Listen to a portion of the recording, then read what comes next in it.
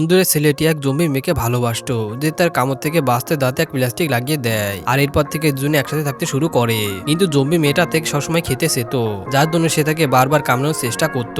আর সে যেখানে যেত তার পিছু করতে থাকতো। তবে তাও ছেলেটা তাকে অনেক খেয়াল রাখতো এবং তাকে ভালোবেসে চুল শুকানো বা দাঁতও পরিষ্কার করতো। কখনো কখনো সে তার বন্ধুদের ডেকে তার জন্য গানও গেত। আর বাইরে গিয়ে কোনো জম্বি মেয়েকে দেখলে তার হাত চুরি করে আনতো।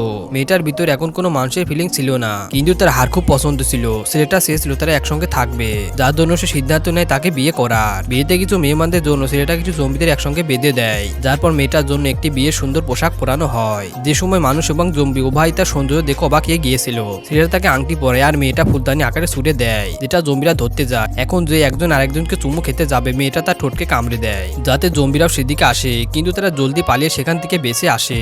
একদিন ছেলেটা কোনো পত্রিকায় দেখে জম্বি ভাইরাসের চিকিৎসা পাওয়া গেছে, কিন্তু যে জায়গায় সে অ্যান্টিডোট ছিল সেটা আগে থেকে জম্বিদের দখলে ছিল।